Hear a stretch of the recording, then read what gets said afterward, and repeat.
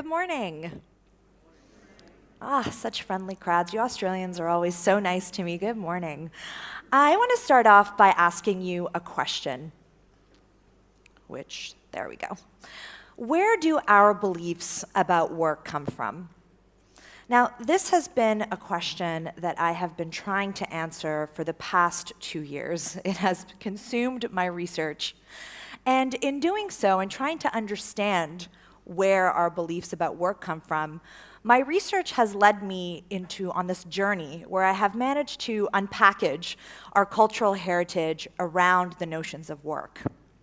What I've been trying to do in understanding my own attitudes is to trace all of the things that we thought we know about work, about productivity, and about creativity, all the way back, as far back as I could, to understand how cultural attitudes, how historical events, how all of these things have shaped our modern understanding of the ideals of work. So what's interesting to remember, or what I've learned, is that productivity, at least within the context of how we talk about managing people, started off originally, it was originally developed by armies and governments. These organizations wanted to figure out a way to manage large groups of people who were doing highly standardized tasks, and in doing so, developed many of the tools that we actually use today. Now, during the Industrial Revolution, businesses adapted many of these strategies because they shared a lot of similarities with organizations like governments and militaries. They too had a large workforce that had to stand at an assembly line and perform these repeated tasks over and over again. And this, for a long time, was the basis of much of our understanding about how to measure this thing called productivity, how to measure our performance. Today, we have come a very, very long way from that concept of productivity, at least within our culture, at least within our own society. Because today, productivity has become an individual pursuit. If you have ever read anything about inbox zero or hacking your day or getting things done, you know what I'm talking about.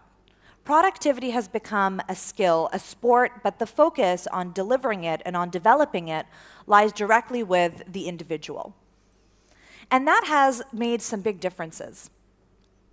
Now, creativity, on the other hand, was something that started in the opposite direction. Creativity at its core, all the way back to the Greek and Roman times, was something that was always focused on the individual. The Greeks and Romans believed that creativity wasn't something that any human could possess. That in actuality, it was a gift. It was something that was given from the gods. It was a higher power that was working through you. And that view really persisted for a very long time, up until around the era of the Enlightenment during the 17th and 18th century, where the Romantics, as a stance against capitalism, decided to define creativity as a state of being.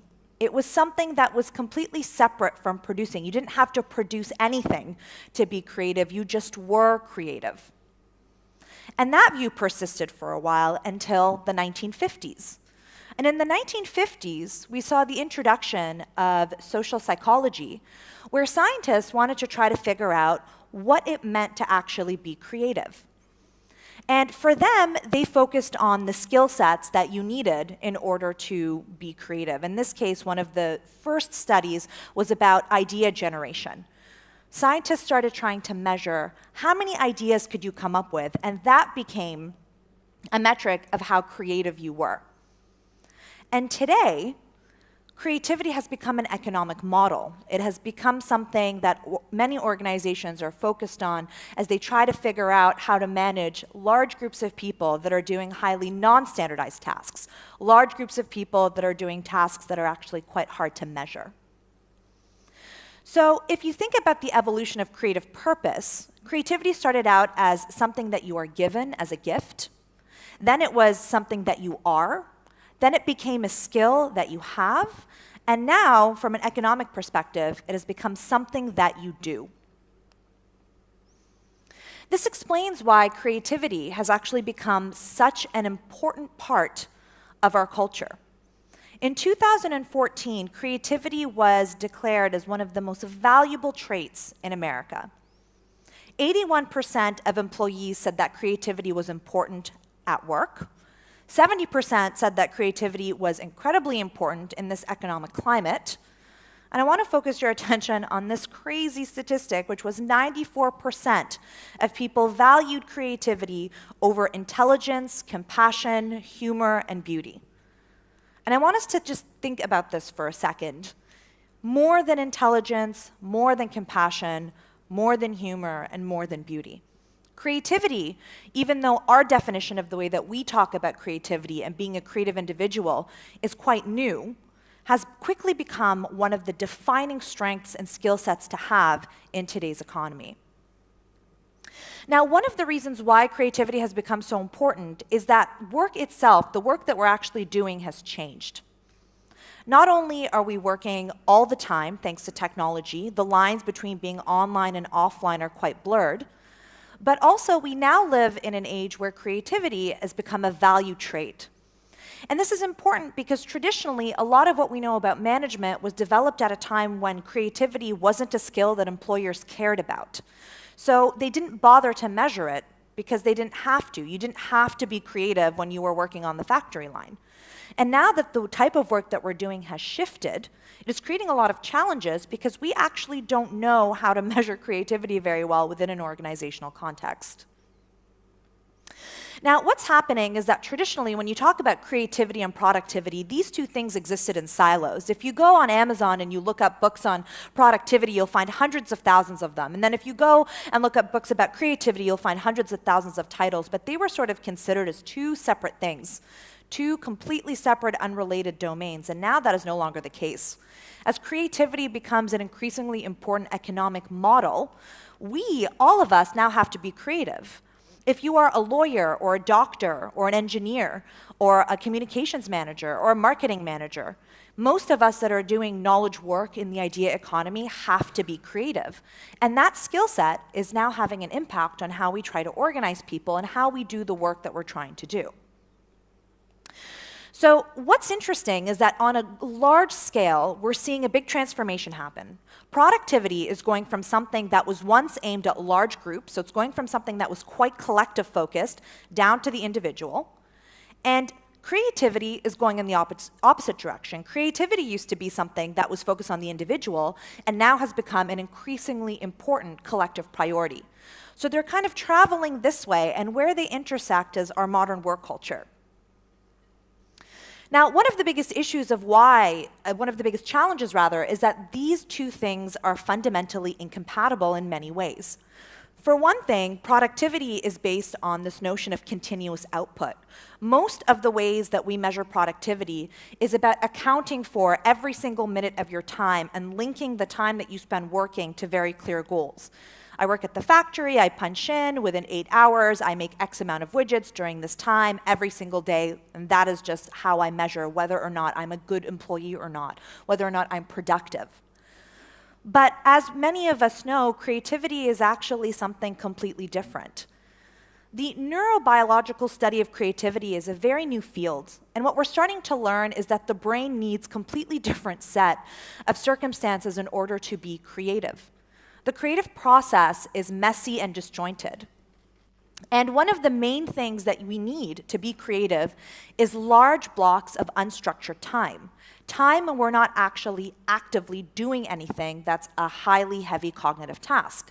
This is why when you're working on a problem and you're sitting at your desk and you're trying to power through and you can't figure out a solution, why a couple of hours later that idea hits you when you're in the shower, when you're walking the dog, when you're washing the dishes. Sometimes you need to step back from doing a task in order to find the answers that you're looking for. That is how creativity works in our human brains.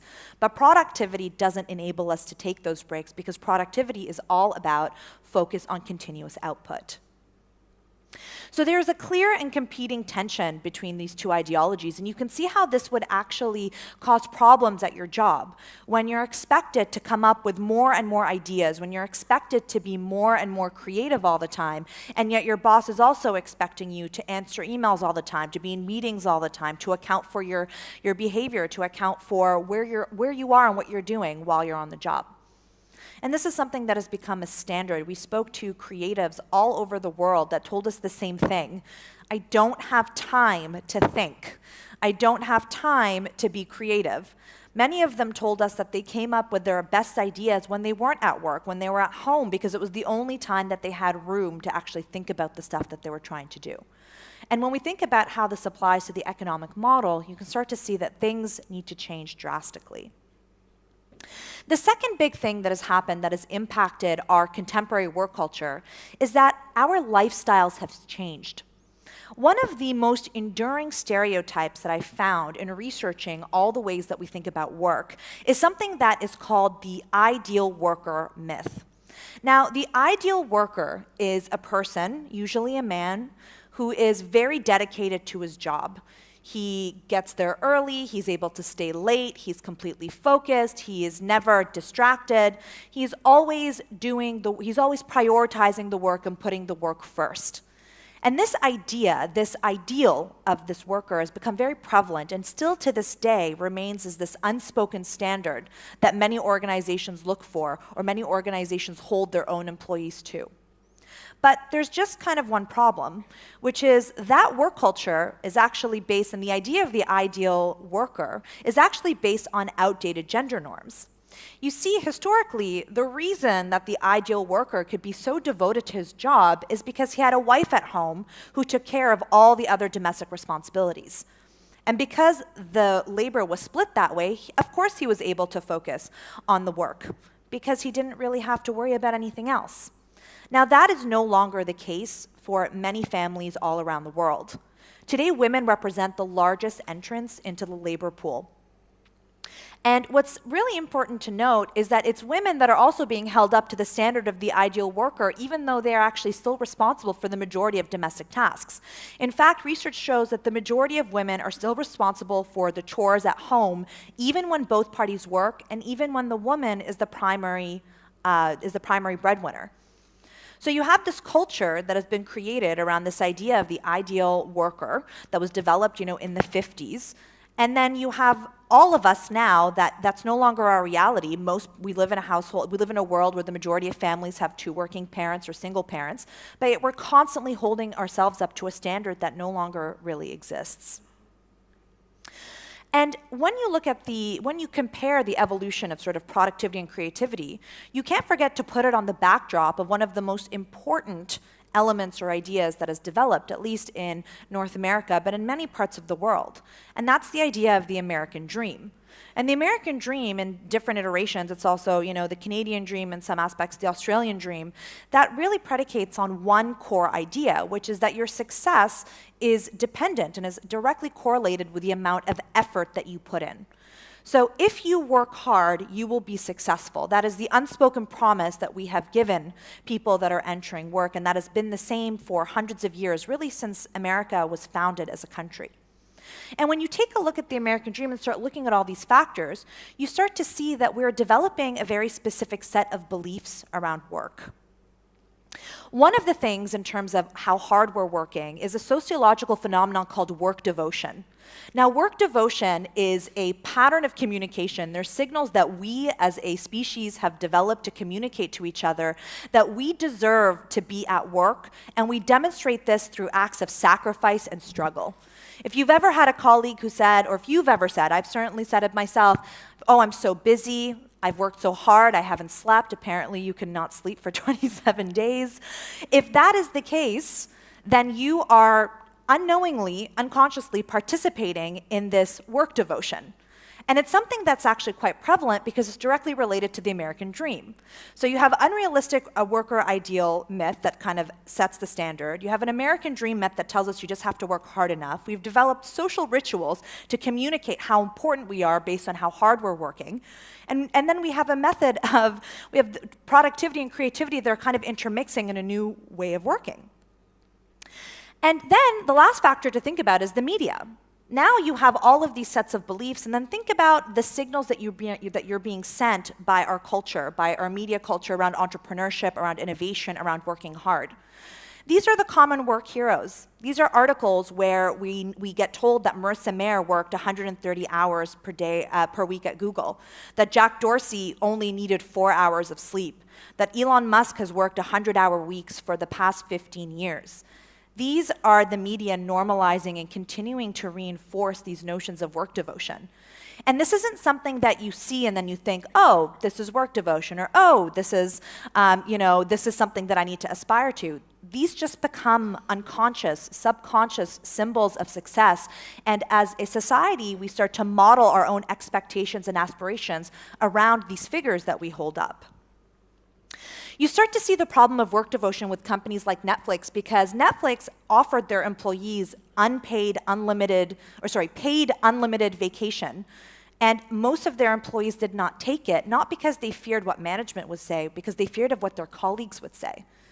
This is why oftentimes the conversation can't be about policy or technology, because people know that they should meditate, people know they should sleep, people know they should disconnect, but we have all of these cultural and historical hidden forces that make it very hard for us to do so. I know I should take a vacation, but I have had decades of these forces telling me that I actually need to work really hard, and if I don't work hard, then maybe I don't deserve my job. And if you look at the media, again, these beliefs are constantly reinforced. Again, Oprah, Secrets of the Most Productive People, get more out of your day. Again, the emphasis being that because productivity is based on the individual, it's your responsibility. And if you're not making it, then you're not working hard enough.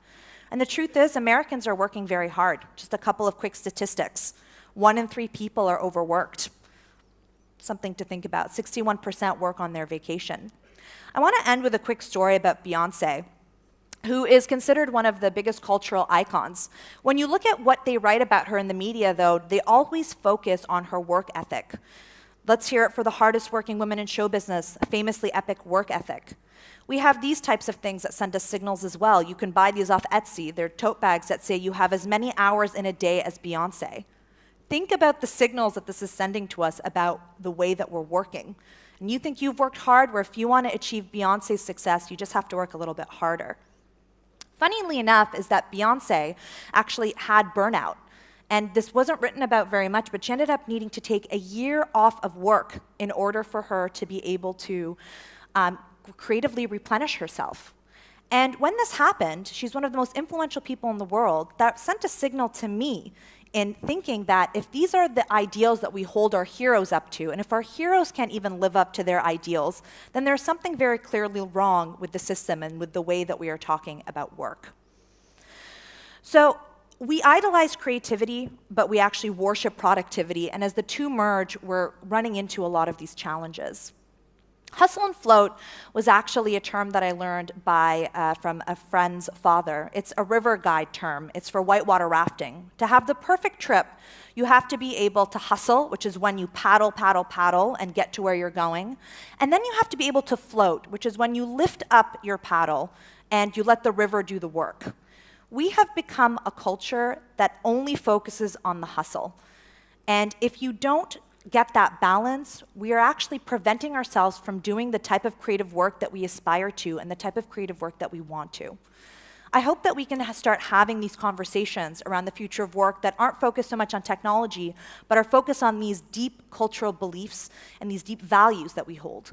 And more than that, I hope that we all start making it more of a priority to reclaim some of our float. Thank you very much.